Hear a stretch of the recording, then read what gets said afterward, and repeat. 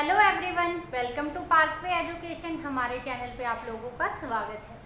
इस चैनल पे हम लोग अक्सर आप लोगों के लिए बहुत सी इंटरेस्टिंग वीडियोस लाते रहते हैं और आज हम लोग ऐसी ही एक और वीडियो लेके आए हैं about solar system. Solar system होता है फैमिली। सोलर सिस्टम हम लोग बोल देते हैं सन की फैमिली को। देखिए, हमारी जो अर्थ है वो पार्ट है सोलर सिस्टम का।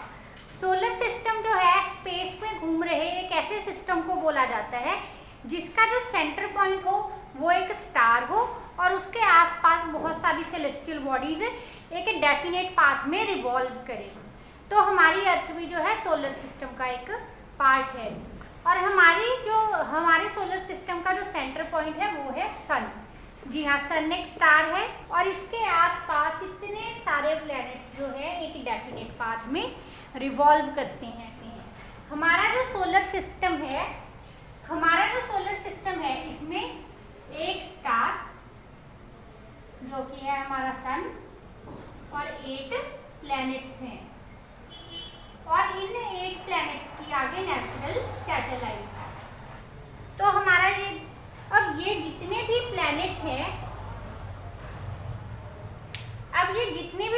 हैं ये सन के अराउंड एक एलिप्टिकल ऑर्बिट में घूमते हैं। एलिप्टिकल ऑर्बिट का मतलब क्या है? जैसे आप लोग देख रहे हो, ये जो ऑर्बिटल पाथ है एक तरफ से सन के बहुत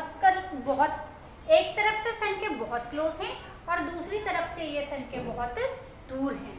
तो इस तरह के पाथ को बोला जाता है इलिप्टिकल पाथ। अब ये जो इलिप्टिकल पाथ है यही रीजन है हर ग्रह पे डिफरेंट मौसम होने का। जैसे हमारी अर्थ है, अर्थ में सर्दी भी पड़ती है गर्मी भी पड़ती है। इसकी वजह क्या है कि जब अर्थ, देखिए ये हमारी अर्थ है, अर्थ इस पॉइंट पे है यानी कि सन से सबसे दूर है। अपने अर्थ के ऑर्बिट के अकॉर्डिंग जब अर्थ सन से सबसे दूर है तो उससे क्या होता है कि अर्थ की तरफ आने वाला जो हीट है सन की वो कम हो जाती है, अर्थ का टेम्परेचर लो हो जाता है और टेम्परेचर लो होगा तो इसका मतलब कौन सा वेदर होगा? विंटर्स। और जब अर्थ घूमती इस पॉइंट में पहुंच जाती है यानी कि सन के सबसे क्लोज, तो सन के क्लोज चली गई तो इसका मतलब हीट भी क्या मिलेगी? ज्यादा। हीट ज्यादा मिली तो वेदर कौन सा हो जाएगा? समर्स। तो इस तरह से ये जो है मौसम बनते हैं। अब हम लोग कैसे डिफाइन करते हैं कि 1 ईयर कितना टाइम होता है और 1 डे कितना टाइम होता है? देखिए, 1 ईयर उस टाइम को बोलते हैं जो कोई भी एक प्लैनेट, इनमें से कोई भी एक प्लैनेट सन के अराउंड एक ऑर्बिट कंप्लीट करने में लगा दे, उसको हम लोग बोल देते हैं 1 ईयर। और डेज कैसे होते हैं? डेज होते हैं कि ये जो प्लैनेट है ये तो सन के अराउंड तो घूम ही रहे हैं, उसके अलावा ये अपने खुद के एक्सिस पे भी रोटेट करते हैं। ये अपने खुद के एक्सिस पे भी लगातार रिवॉल्व करते रहते हैं और खुद के एक्सिस पे रिवॉल्व करने की वजह से डे और नाइट आते हैं। वो इस तरह आपको सर्दी गर्मी का तो पता लग गया ना कि कैसे होती है। अब हम लोग डे और नाइट का समझ लेते हैं। अब देखिए, अर्थ की इस समय अर्थ की ये जो साइड है ये सन की तरफ है तो यहाँ पे क्या हो गया? डे हो गया। लेकिन अर्थ जो है लगातार खुद के एक्सिस पे भी तो घूम रही है, तो अब ये जो साइड होगी थोड़ी देर बाद घूम जाएगी। इस तरफ की अर्थ जो है सन के आगे आ जाएगी और जो सन के आगे वाली अर्थ होगी वो घूम के पीछे चली जाएगी। तो क्या होगा? जो सन के आगे अर्थ आगे की तरफ हुई रहा होगा वहां पे डे हो जाएगा और जो पार्ट सन को फेस नहीं कर रहा होगा, सन से अपोजिट डायरेक्शन में होगा, वहां पे नाइट हो जाएगी। तो इस तरह से हर एक प्लैनेट की अराउंड द सन जो रेवोल्यूशन होती है उससे हम लोग डिफाइन करते हैं 1 ईयर और हर प्लैनेट की अराउंड इट्स ओन एक्सिस जो रेवोल्यूशन होती है उससे डिफाइन करते हैं हम लोग 1 डे। तो इस वजह से हर एक प्लैनेट में जो डे और ईयर की लेंथ है वो वेरी करती है। तो अब हम लोग जान लेते हैं कि कौन कौन से 8 प्लैनेट है हमारे सोलर सिस्टम में। अभी हाँ, एक चीज याद रखनी है, सोलर सिस्टम में 8 प्लैनेट है। पहले बोला करते थे कि 9 प्लैनेट्स हैं। क्यों? क्योंकि पहले हम लोग प्लूटो को भी इंक्लूड कर लेते थे, लेकिन अब क्या है, प्लूटो को फैमिली से बाहर कर दिया गया। इसकी वजह क्या है? क्योंकि प्लूटो दूसरे प्लैनेट्स का रास्ता काट देता था और हमारी जो साइंस है उसके अकॉर्डिंग जो प्लैनेट्स हैं वो कभी भी दूसरे प्लैनेट के ऑर्बिटल को इंटरसेक्ट नहीं करते। अब ये जो प्लूटो था ये सबके ऑर्बिट्स को इंटरसेक्ट करता था, इसीलिए उसको सन ने फैमिली से बाहर कर दिया और अब हम उसको प्लैनेट नहीं मानते। तो अब हमारे सोलर सिस्टम में बच गया ओनली 8 प्लैनेट्स। उन 8 प्लैनेट्स में से सबसे नियर कौन सा है? उन सबसे नियरेस्ट और फर्स्ट प्लैनेट है मरकरी। मरकरी जो है सन के सबसे नियरेस्ट है और हमारे सोलर सिस्टम का सबसे स्मॉलेस्ट प्लैनेट है। अब मरकरी जो है इस पे इतनी ज़्यादा रेडिएशंस पड़ती हैं सन की कि इसको देखा ही नहीं जा सकता, इसीलिए ये हम लोगों को कभी नहीं दिखता। उसके बाद हम लोगों का सेकंड प्लैनेट आ जाता है वीनस। वीनस जो है सबसे ज़्यादा ब्राइटेस्ट प्लैनेट है और वीनस को हम लोग अर्ली मॉर्निंग और सनसेट के टाइम पे भी देख सकते हैं, इसीलिए कुछ लोग इसको मॉर्निंग स्टार या इवनिंग स्टार भी बोल देते हैं। लेकिन ये जो वीनस है ना, इसने अपनी फैमिली से एक काम उल्टा किया हुआ है। वो क्या कि जितने भी प्लैनेट हैं जब वो अपने एक्सिस पे रिवॉल्व करते हैं तो वो रिवॉल्व करते हैं वेस्ट टू ईस्ट डायरेक्शन में, यानी कि वेस्ट से ईस्ट की तरफ। लेकिन ये जो वीनस है कहता आई एम डिफरेंट, मैंने नहीं करना ऐसा। तो जो वीनस है, वीनस रिवॉल्व करता है ईस्ट से वेस्ट की तरफ। वीनस के बाद थर्ड प्लैनेट आ जाता है हमारा खुद का अपना प्लैनेट, जहाँ पे हम लोग रहते हैं। क्या नाम है हमारे प्लैनेट का? अर्थ। अर्थ जो है सोलर सिस्टम का इकलौता ऐसा प्लैनेट है जिस पे लाइफ एग्जिस्ट करती है। उसकी वजह क्या है कि अर्थ पे वाटर है और एटमॉस्फेयर है। अर्थ का जो एटमॉस्फेयर है उसमें ऑक्सीजन जैसी गैस है जो हमें लाइफ देती है। अर्थ के एटमॉस्फेयर में नाइट्रोजन है जो प्लांट्स के लिए ज़रूरी है। तो इस तरह से अर्थ इकलौता ऐसा प्लैनेट है जिस पे लाइफ एग्जिस्ट करती है। अर्थ रिवॉल्व करती है सोलर सिस्टम के बाकी प्लैनेट्स की तरह वेस्ट टू ईस्ट। अब ये जो दोनों प्लैनेट थे ना, इन बेचारों की कोई फैमिली नहीं है आगे, इनकी कोई सैटेलाइट नहीं है। लेकिन जो हमारी अर्थ है, अर्थ की खुद की एक नेचुरल सैटेलाइट है जिसको हम लोग बोलते हैं मून। मून जो है अर्थ की नेचुरल सैटेलाइट है और अर्थ पे लाइफ एग्जिस्ट करने के लिए मून भी बहुत ज़्यादा रिस्पॉन्सिबल है। उसकी वजह क्या है कि जब अर्थ अपने एक्सिस पे उसकी वजह क्या है कि अर्थ जो है जब अपने एक्सिस पे रोटेट करती है तो वो ऐसे सीधे नहीं रोटेट करती, हल्की सी टिल्टेड फॉर्म में, टिल्टेड स्टेट में अर्थ जो है रोटेट करती है। उस वजह से जो अर्थ है वो वॉबल करती रहती है।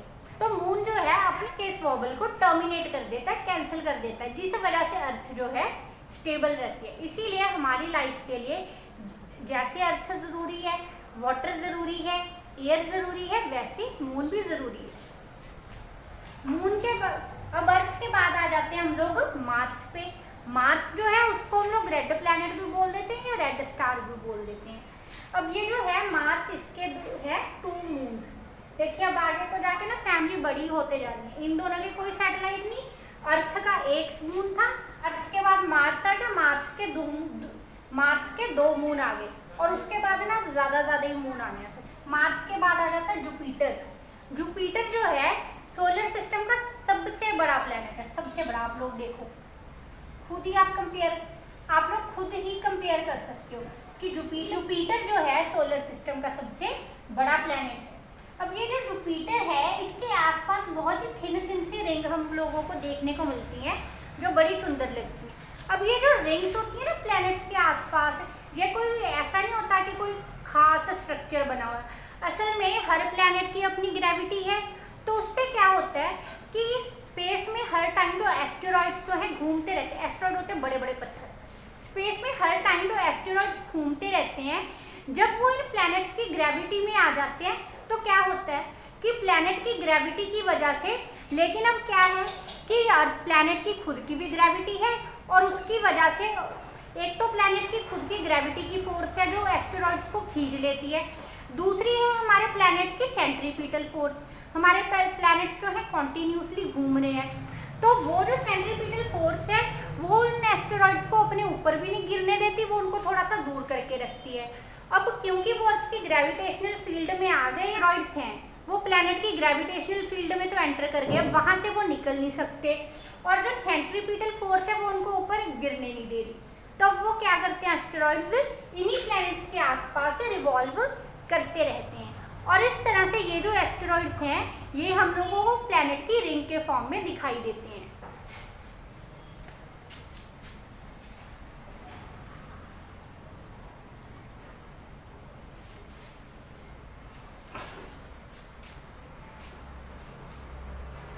अब ये जो जुपिटर है, जुपिटर के बहुत सारे मून हैं, कई सारे, जिनमें से 4 मून जो है हम लोगों को कभी कभी दिख भी जाते हैं अर्थ से with the help of telescope. उसके बाद हमारा नेक्स्ट प्लेनेट है सैटर्न।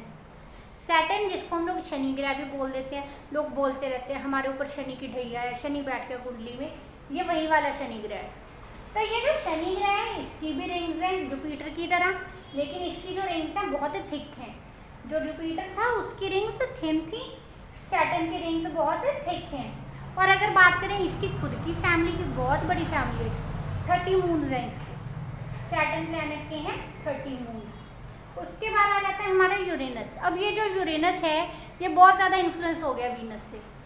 कहता है अगर वीनस ईस्ट टू वेस्ट घूमेगा तो मैं क्यों पीछे रहूँ, मैं भी ईस्ट टू वेस्ट घूमूंगा। तो ये जो यूरेनस है ये ईस्ट से वेस्ट की तरफ घूमता है। और फैमिली इसने भी अच्छी बना रखी है, इसके भी 21 मून है। नेक्स्ट हमारा लास्ट प्लैनेट जो है वो आ जाता है नेपच्यून।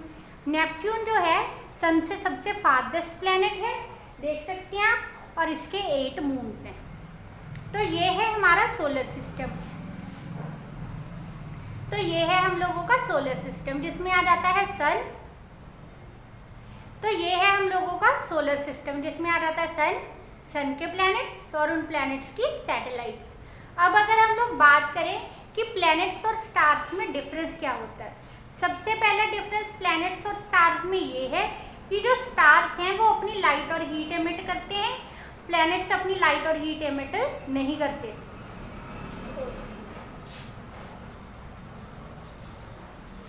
जो सन है, जो स्टार्स हैं वो स्टेशनरी हैं, और जो प्लैनेट्स हैं वो स्टेशनरी नहीं है, वो तो लगातार घूमते रहते हैं। तीसरी चीज, जो स्टार्स हैं वो डॉट शेप्ड हैं, और जो प्लैनेट्स हैं वो स्फेरिकल हैं। और उसके बाद जो स्टार्स हैं वो ट्विंकल करते हैं, प्लैनेट्स ट्विंकल नहीं करते। जो स्टार्स हैं वो हीलियम और हाइड्रोजन जैसी गैसेस से बने हैं, और जो प्लैनेट्स हैं वो सॉलिड, लिक्विड और गैसेस हर तरह के मास से मिलके बने हुए हैं। अगर आपको हमारी ये वीडियो यूजफुल लगी है तो हमारी वीडियो को लाइक करें, शेयर करें, हमारे चैनल पाथवे एजुकेशन को सब्सक्राइब ज़रूर करें। इसके अलावा हमारे फेसबुक पेज और टेलीग्राम चैनल के लिंक भी हमारे डिस्क्रिप्शन में दिए हुए हैं, आप लोग उनको भी फॉलो कर सकते हो। Please keep watching.